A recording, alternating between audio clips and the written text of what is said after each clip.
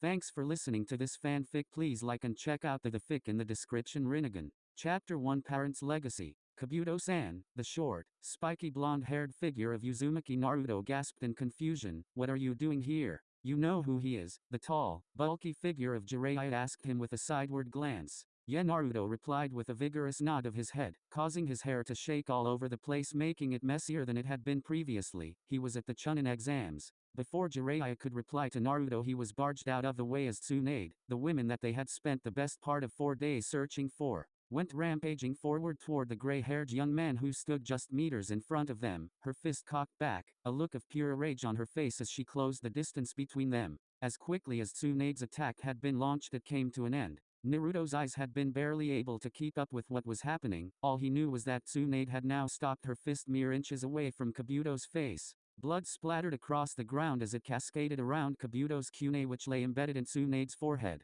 Blood! Tsunade shrieked. It was the most terrible shriek that Naruto had ever heard. It was a shriek of pure terror that echoed across the desert-like wasteland they stood in. My body finally started to move, Kabuto told Tsunade victoriously, a smug expression on his face as he slowly pushed his glasses back up onto the perch of his nose. Bet you hadn't expected that, huh, Lady Tsunade? Naruto couldn't tell what was up with Tsunade, but it was like her body had just shut down. Sure, the cut that Kabuto had nailed her with would have hurt, but it shouldn't have caused her to become unresponsive. Taking advantage of her state, Kabuto unleashed a vicious kick to Tsunade's chest, sending her sprawling backwards. Tsunade-sama, Shizune screamed as she dove to catch her injured master. Everything was happening so fast, he didn't understand what was happening. Why was Kabuto attacking the future Hokage? Why was he even here? What the hell is going? Naruto shouted as Shizune landed on the ground with a thump beside him, Tsunade's unresponsive body landing on top of her. Your stupidity continues to astound me, Kabuto told his fellow genin, casually whipping Tsunade's blood from his kune. It's the reason you can never hope to compare to Sasuke-kun. Anger welled up inside Naruto. Who was Kabuto to tell him he couldn't compare to Sasuke? He had managed to get through in the Chunin exams. Kabuto hadn't even managed to make it into preliminaries. Sasuke hadn't managed to even beat his opponent in the third part of the Chunin exam. In fact, he had defeated him instead. Look at his headband, kid, Jiraiya said to Naruto, snapping him out of his thoughts and making his eye snap up to Kabuto's highlight. There, where Naruto expected to see the little leaf symbol that represented all Konoha shinobi, was the symbol he had seen a few times during the Chunin exams, the symbol of the sound. He's Orochimaru's subordinate. A smile lit up upon Kabuto's face, a look of pride as he proudly proclaimed, "That's right, I'm a spy for Itagakure no Sato." What? Naruto stuttered. Was it true? Could Kabuto, the man who had helped his team through the forest of death, really be working with Orochimaru? Had he helped him brand Sasuke with that weird seal? Had he helped him kill the Sandaime? You know what I have discovered, Naruto-kun? Kabuto asked Naruto. His voice still the same friendly tone that had drew Konohagakure no Sato's rookie 9 to him whilst they were waiting for Chunin exams to start. I concluded that you, unlike Sasuke-kun, have no talent as a shinobi. It hit him hard. He'd been told many times that he would never make it as a shinobi, but he'd never let it get to him. He'd ignored everything that was said, ignored the taunts of being the dead last. He had graduated despite everything and was now a shinobi of the Hidden Leaf. His breathing had gotten short and shallow as he struggled to control his anger. Every fiber of his body was telling him to show Kabuto just what type of shinobi he was. A gentle hand gripped his shoulder lightly. Naruto's head snapped up to see the friendly face of Jiraiya smiling down at him. His weird tattoos crinkled as he smiled, and his normally lecherous face transformed into a pleasant smile. Don't listen to him, kid, the Toad-Sannin told Naruto, giving his shoulder another squeeze. He isn't a proper shinobi. He is in no position to cast judgment on your skills. Even if you do make a scary face, it doesn't change the fact that out here, Kabuto informed Naruto, you are nothing more than an out-of-place genin. You rely on that monster inside you, but next to the Sennin you are nothing. And I won't hesitate to kill you if you try something stupid. It was the final straw for Naruto. He gave a roar of anger and started to charge, only to be yanked back by the strong arm of Jiraiya. See, even a fool like Jiraiya knows you would die if you tried something, Kabuto smirked. Actually, the Toad-Sannin corrected, I just don't want Naruto to risk getting his clothes dirty. I hear traitor's blood is hard to get out. You haven't changed, Jiraiya, Orochimaru hissed from behind Kabuto, his amber eyes shining with malice as he stared at his former teammate. You are still as weak as always. One man's weakness is another man's strength. Jiraiya countered, a slight nod of his head, his eyes staring at Orochimaru, who bared his teeth and growled, Shizune, you handle the kid in the glasses. I'll take Orochimaru. But Jiraiya-sama, Shizune whispered barely loud enough for Naruto to hear. What about? She trailed off. Tsunade isn't in a fit state to fix her mistake. I'll just have to deal with it. Jiraiya returned with an equally low whisper before turning to Tsunade, who had sank to her knees and was shaking, her blood no longer on her body. Probably thanks to Shizune. Heal yourself with your jutsu, Tsunade Haim. What about me? Naruto argued. If this pervert thought for 1 second he was just going to sit back and watch as they fought, he had another thing coming. You stay here and guard Tsunade, the white-haired Toad Sannin replied. What? Naruto yelled. Look, Jiraiya explained to Naruto, they're dangerous ninja. Orochimaru killed the Sandaime and Kabuto could give Kakashi a run for his money. They're just too powerful for you. But my Kage Bushin, Naruto protested, his hands already performing the seals. It's useless, Jiraiya told Naruto, slapping the boy's hands, breaking the chain of seals. With those two as your opponents, you're just wasting chakra. Just make sure nothing happens to Tsunade. In a blur, Jiraiya demonstrated speed which no man his age should have been capable of. He brought his thumb up to his mouth, bit it so a small trickle of blood rolled down the edge of the digit before slamming his open palm down onto the dusty ground and shouting, Kachiyo's no jutsu. His actions had been mirrored almost perfectly by Orochimaru and Kabuto, the combined effort just a fraction of a second behind that of Jiraiya's. Two loud bangs echoed across the wasteland, two pillars of smoke appearing and quickly disappearing and revealing a giant snake in the place of Kabuto and Orochimaru, who had taken residence on the beast's head, and beside Jiraiya a small toad barely ankle high. The intense look on Jiraiya's lip being replaced with a look of utter disappointment as the little toad looked around curiously. Your stupidity is still as apparent as ever, Orochimaru mocked. I guess this means I attack first. I have always known of your lack of talent, but even this is poor by your standards. Perhaps Tsunade has hindered you? Perhaps she was prepared to sacrifice the fool for her loved ones after all. Damn it, Jiraiya grumbled. Pathetic, Orochimaru sneered. Hey, Naruto yelled, his arm outstretched and pointing to the pale figure of Orochimaru. Don't talk to Ero Sennin like that. Naruto mimicked Jiraiya's earlier actions, biting his own thumb till it bled before slamming his hand down into the ground. He could feel every set of eyes on him as he attempted to summon Gamabunta and teach this bastard a lesson. Kachiyo's no jutsu. The same bang and smoke appeared as with Jiraiya, and once the smoke cleared, the same look of disappointment appeared on Naruto's face as had on Jiraiya's as it revealed a chubby, ankle-high toad. Jiraiya eyed the boy with slight disappointment as he failed to summon anything that could hope to challenge that giant snake in front of them. Orochimaru said something to Kabuto, but they were too far away from both auto shinobi to hear what it was, not that they needed to, because shortly after the giant snake reared back before launching himself at the gathered leaf shinobi. Jiraiya managed to shove Naruto roughly to the side before leaping away himself, leaving the snake to go hurtling into the ground, causing it to crack and splinter at the impact. Why are you running, Jiraiya? Orochimaru called as the snake regained its bearings. Your opponent is me. Give up on the boy, he'll die eventually anyway. Why not let it be at the hands of a shinobi of my caliber? Jiraiya turned quickly, his hands flashing through numerous seals at a speed that put the majority of shinobi to shame before stopping and shout, Daten, Yomi Numa. Orochimaru's amber eyes went wide. The ground around the snake turned from the hard rocky soil into a deep, marshy swamp in a matter of seconds. The swamp constricted his snake, not allowing it to move and keeping from attacking again. With a single jump, Jiraiya made his way onto the head of the snake, meters away from Orochimaru, who seemed completely undisturbed by the close arrival of his old teammate, just continuing to stand there as if Jiraiya was nothing but an academy student to him. Beneath the two Sennin and on the ground, Shizune and Kabuto were engaging in battle. No matter how skilled the young woman was at medical jutsu, she just wasn't a battling shinobi. Even Naruto could see that. She wasn't as proficient at using her medical jutsu as offensive weapons like Kabuto was. Shizune exposed her forearm, a weird contraption attached to it which promptly fired of several senbon at the auto-medical shinobi, all of which Kabuto avoided before charging at Shizune. His hand flaring with chakra, the dark-haired apprentice barely managed to jump back in time to avoid contact. As she dove backwards, she inhaled and spat a mass of thick purple fog out of her mouth toward Kabuto. The fog cleared and Kabuto was nowhere to be seen. Shizune looked around for any sign of the man, her eyes lingering a little at the motionless form of Naruto, which still hadn't gotten up after Jiraiya pushed him out of the way of Orochimaru's snake. With a crack, Kabuto announced his return to the battle. Searing pain erupted in Shizune's legs as she felt Kabuto's arm burst through the ground underneath her and grabbed the back of her calves. My legs, Shizune gasped as she fell to her knees, her legs giving out underneath her. Off to the side and away from the battles, Naruto stirred, managing to sit up, shaking his head as he turned to face the battle. He could see Jiraiya and Orochimaru fighting on top of the snake, and even without the use of his arms, Orochimaru seemed to be holding his own against Jiraiya and Shizune. Well, Shizune wasn't faring well at all. Kabuto was stood over her as Shizune desperately tried to heal her legs, giving the short black-haired woman the same smile he had given Tsunade before kicking her. He delivered a punch right to the woman's jaw. A sickening crack followed, which made even Naruto wince. Naruto watched with dismay as Kabuto walked towards Tsunade. Tsunade still hadn't moved from her position. She seemed almost catatonic with fear, her shaking still not ceasing. This was the woman he was supposed to protect, the future Hokage of Konoha. He wasn't going to let some worthless traitor touch her. Getting to his feet, ignoring the pain that seared through his body as he did so, he moved at speed he didn't know he could, fully intent of getting between Kabuto and Tsunade and stopping that bastard Kabuto.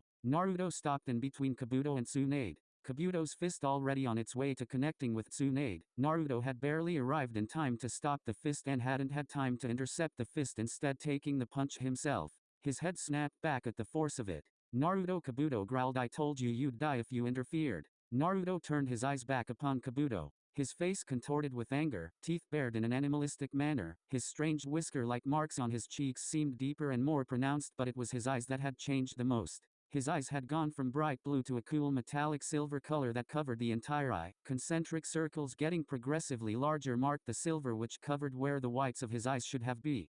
Kabuto stuttered, "Your eyes." Naruto delivered a kick to Kabuto's gut, which sent him stumbling a few feet backwards. That gave the young genin enough time to summon a Kage Bushin. Momentarily pausing as his eyes were assaulted with multiple points of view, making him blink in surprise before quickly focusing his chakra and letting the clone mold it into the spinning sphere of chakra that Jiraiya had been trying to teach him. As Naruto dove as Kabuto, the sphere of chakra, spinning wildly in his hand, Kabuto dodged it, leaving Naruto to flying to a rock.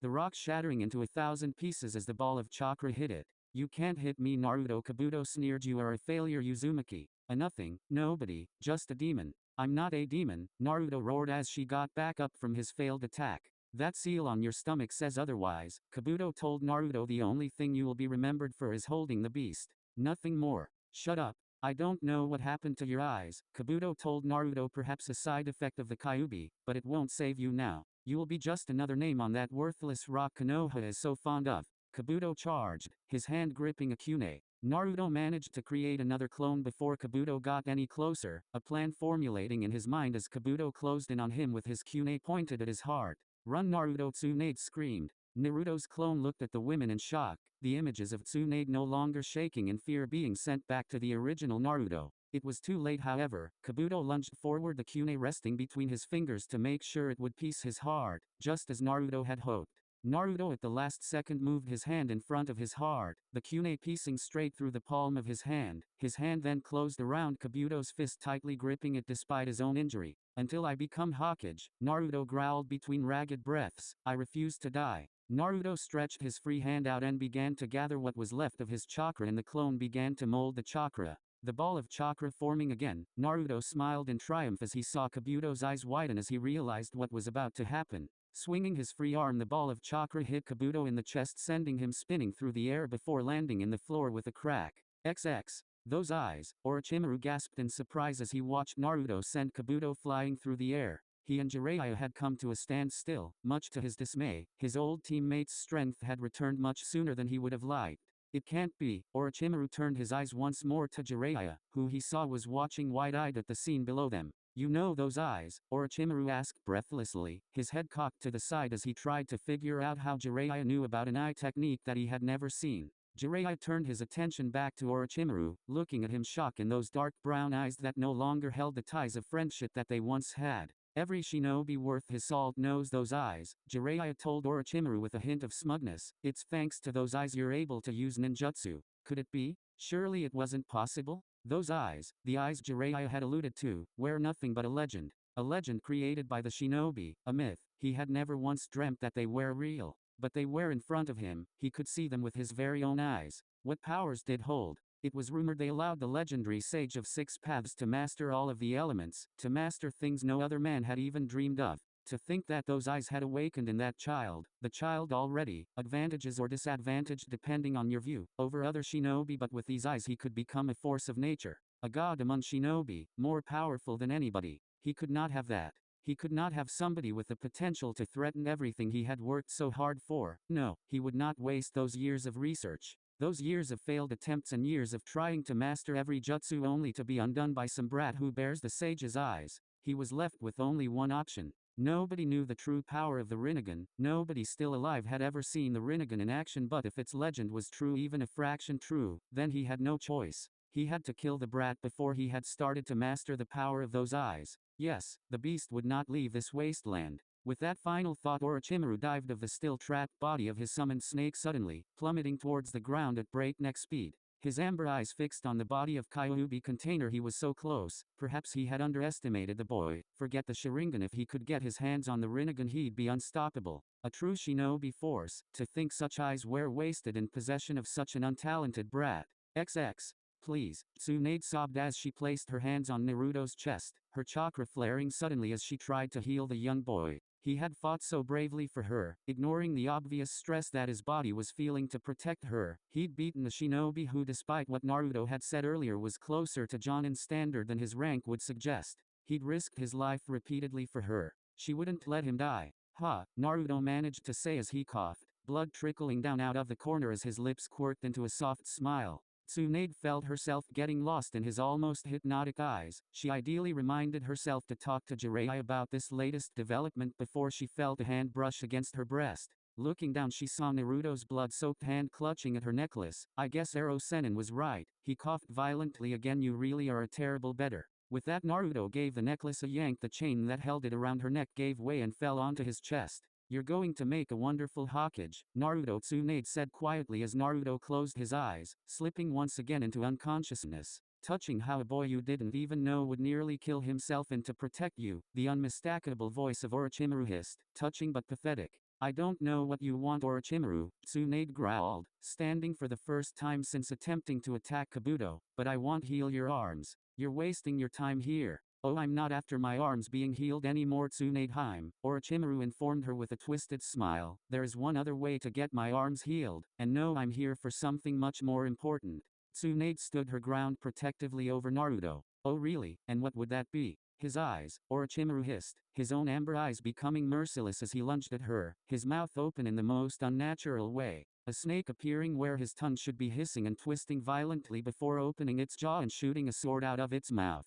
He was aiming to kill her. Without her there, he would have free reign on Naruto. She'd protect him like he had protected her. She'd die for him. Orochimaru gained closer and closer, and with every step he took, she braced herself for what she knew would likely kill her. Orochimaru didn't aim to injure, he aimed to kill. This was no different. Rasengan. Out of the ground barely a meter in front of her, Jiraiya shot out the Rasengan, fully formed and buried into the stomach of Orochimaru, whose eyes were wide as both he and Jiraiya flew into the air. It appeared in his greed Orochimaru had become distracted and not paid enough attention to Jiraiya's whereabouts. Jiraiya landed first and upon landing fell back beside her, flashing a grin at her as he had done so many times in the past. It was comforting in an odd sort of way. She'd spent most of her childhood trying to beat that stupid grin off of Jiraiya's face, but now it was comforting to see such a familiar face, which was trying to kill her or Naruto.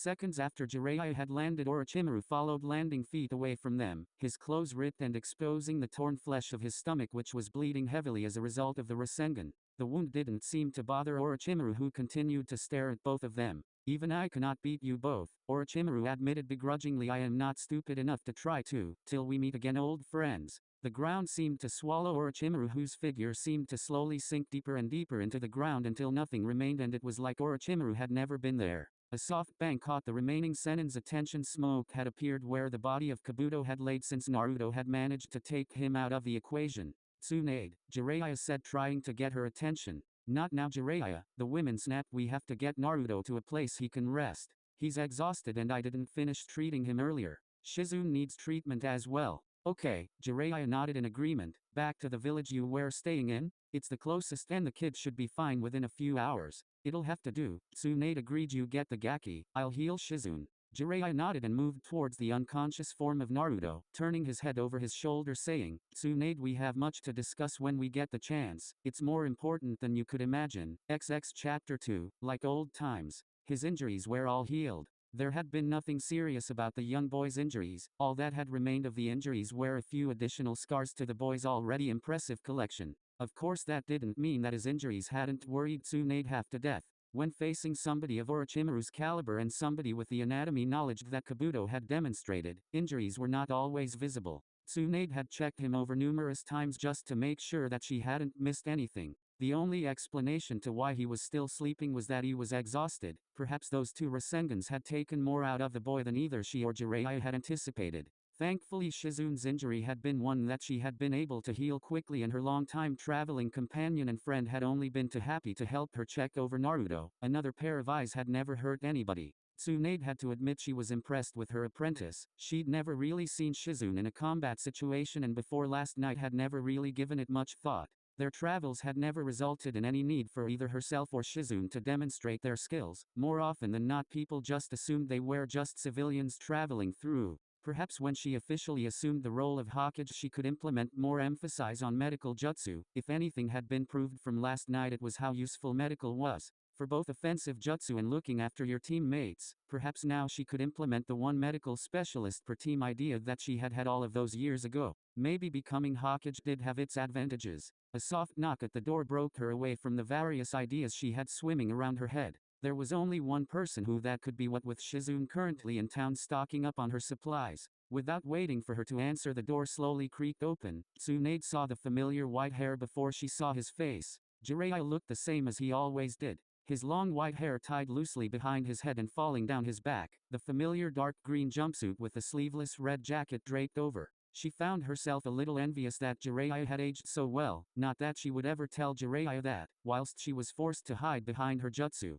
Is everything okay? He asked her, looking at her with a worried expression. Everything's fine, Tsunade replied calmly. He's just exhausted. Those Rasengans must have really taken it out of him. Don't you think he's a little young for a technique of that rank? I didn't think he could do it, Jiraiya replied as he took a seat on the windowsill. I only told him about it to stop him bugging me. The kid is really persistent. Now you know how me and my grandfather felt, Tsunade informed her longtime friend and longtime pain in the ass. Hey, Jiraiya exclaimed, a look of outrage across his face. I was never as bad as the Gaki. He could work in the interrogation division. His level of irritation would have people spilling their guts faster than a genin after too much sake. You don't think that? Tsunade told Jiraiya with a raised eyebrow, almost challenging him to disagree with her. I saw the way you were when he wanted to fight Kabuto. Well, I can't deny the kid has certain charms, Jiraiya acknowledged, and what type of godfather would I be if I let him run off into battle against people who'd kill him in a heartbeat? Do I need to point he did that anyway? Tsunade asked with a raised eyebrow. Hey, I was occupied. I'm only one man, you know, Jiraiya told her before winking lecherously at her and putting on what she could only assume he thought was a charming smile, wiggling his eyebrows perversely and saying, and what a man. You're an idiot, Tsunade snorted. Do these lines ever actually work? Yup, Jiraiya replied smugly, like a charm. Then I am losing faith in my gender, Tsunade replied sadly before looking back up at Jiraiya and asking, why are you here? I've known you too long to think you've just come by to tell me about your way with women. I'm just checking my godson is doing okay, Jiraiya replied, trying to and failing to look convincing. Bull, Tsunade growled. There's something you want to tell me, and I know there is. So just tell me. It's complicated, Jiraiya sighed, and seeing her looking expectantly at him, he relented and continued. Do you remember the war? Tsunade rolled her eyes. Of course I remember the war. Which one specifically? We seem to have spent most of our younger years in one war or another. The Second Great Shinobi Wars, Jiraiya replied deadpanned. How could she forget that war? That war that had cost her so much, the lives of her lover Dan, her brother Naoki, along with countless friends, and all that was achieved was the buffer land, now known as the River Country, between Konoha and Suna being created. It seemed like such a small price to pay for hundreds of lives. Team Senju had been, in many people's opinions, not just her own, the turning point of the war. Their stalemate with Sanshou no Hanzo had caused Megakure no Sato to pull out of their treaty with Tsunagakure no Sato, leaving the Sand considerably weaker and no match for Konoha forces. Of course, whether or not Hanzo decided to step away from the war as a mark of respect to them and their abilities, or because the three Sennin had effectively crushed his village to dust in their pursuit of him, Tsunade didn't know, though she personally suspected the latter. What about them? Do you remember after our battle with Hanzo, Jiraiya asked as we made our way back towards Konoha, we stumbled across those three little orphans? Tsunade nodded, remembering the three he was talking about. Yeah, I remember them. You stayed behind with them if I recall. She knew that she was right. She may be getting on in years, but she wasn't quite that old yet. Her memory was as sharp as it had always been.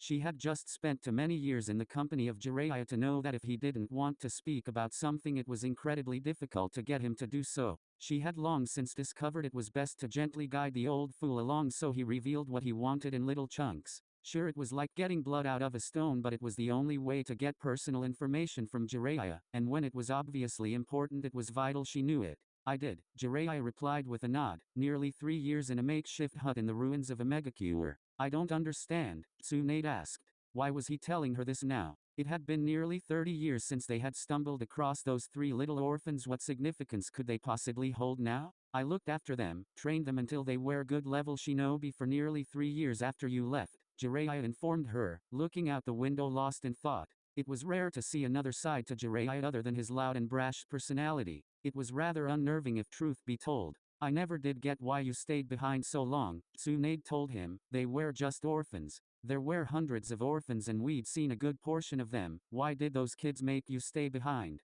Do you remember the kid who came asking for food? Tsunade nodded, remembering the solemn face of the young boy, his spiky hair caked in mud and dirt, looking like he'd just stepped out of the rubble. And Jiraiya continued, his name was Yahiko. Brave little kid he was, always looking out for the other 2. He was the leader. He begged me to teach him jutsu so he could protect his friends. I'd been reluctant. You know me, I was never much of a teacher. Tsunade knew that wasn't strictly true. Nobody who had trained the Yondaime Hokage could claim to be a bad teacher. The things the Yondaime had done were truly spectacular, and many of it was due to Jiraiya and his teachings. Well, I didn't really have much choice in the end, Jiraiya told her. I woke up one day to Conan, and you must remember the little blue-haired girl, screaming hysterically. I thought we were under attack, that the war had restarted and Emergacure was under invasion. It wasn't though, was it? Tsunade asked, knowing full well it wasn't. Emergacure hadn't been involved in another full-scale war until the Third Great Shinobi War. No, Jiraiya told her it was Yahiko. He'd been attacked by a shinobi from Iwagakure no Sado. When I arrived I found little Nagato sat beside the body and unconscious Yahiko. He'd killed a chunin with no training at all.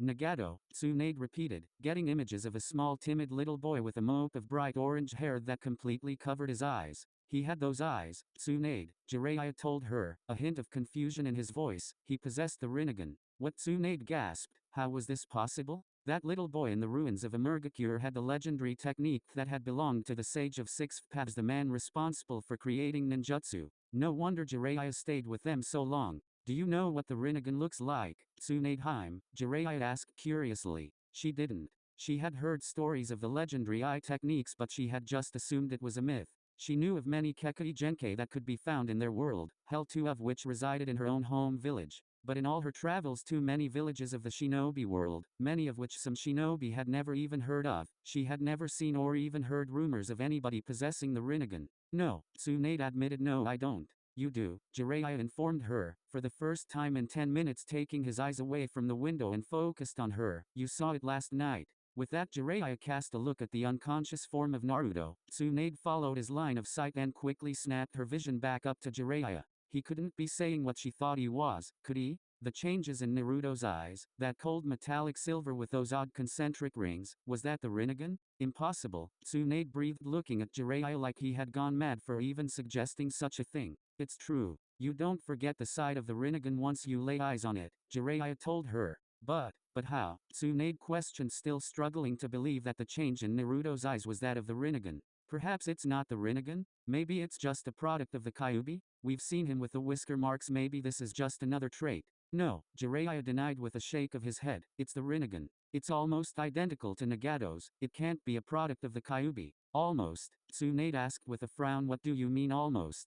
Nagato's was. It was a dull purple, almost gray, Jiraiya told Tsunade. But the pattern, those circles from his pupil, it's unmistakable. But how? Tsunade asked, still skeptical about this whole situation. Konoha never had the Rinnegan Kekkei Genkai. We'd have known if we had. There were and still are entire clans for the Sharingan and Byakugan, but not so much as a whisper about the Rinnegan. Hell, I don't think many people in Konoha even know of the third eye technique. I don't know, Jiraiya admitted. I have theories. Thoughts that have swam around my head since last night, but nothing concrete. I doubt we'll ever know for sure how this has happened. Let's hear them then, Tsunade demanded. Does it matter, Tsunade? Jiraiya sighed, running a hand through his hair tiredly. Seeing the women glaring at him, he continued with a huff. When Nagato first awakened his Rinnegan, he had no idea what it was. He had no idea. I had to explain it, with my limited knowledge of such a Kekkei Genkai, to him. Your point, Tsunade asked, getting slightly annoyed at how little information Jiraiya was actually revealing. That unlike the other eye techniques, Nagato wasn't taught about it,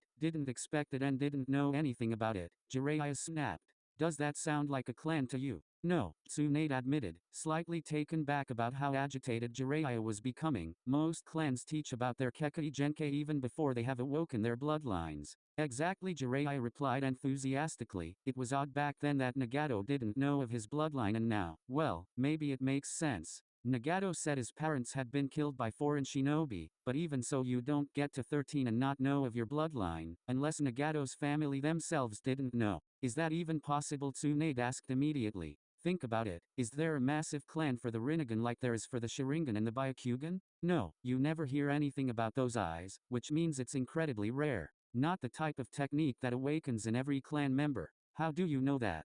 Didn't you say Nagato's family was wiped out in the war? Tsunade asked. No, Jiraiya corrected, I said his parents were killed. But surely if the boy had had family he wouldn't have been sleeping rough and begging for food. Tsunade pointed out, if he had family wouldn't we have heard about more Rinnegans? That's just it, Tsunade. Jiraiya said, have you ever heard of somebody possessing the Rinnegan? I hadn't before teaching Nagato and haven't since. So what are you saying? That Naruto and Nagato are related? Tsunade asked, her eyebrows rising at the implication. They must be. Jiraiya nodded in conclusion. The Rinnegan is a bloodline. It flows through families, not just random shinobi. But like you said, the Rinnegan isn't exactly common. How did it get from Amergakure, where there may or may not have been a clan, to Konoha? Tsunade asked Jiraiya, getting increasingly frustrated with the fact that every time they came close to an answer it opened yet another door. Any number of ways, Jiraiya exclaimed. You remember the amount of refugees that flooded to Konoha during and after the war? It's possible that one of those refugees possessed the dormant bloodline, perhaps without ever realizing.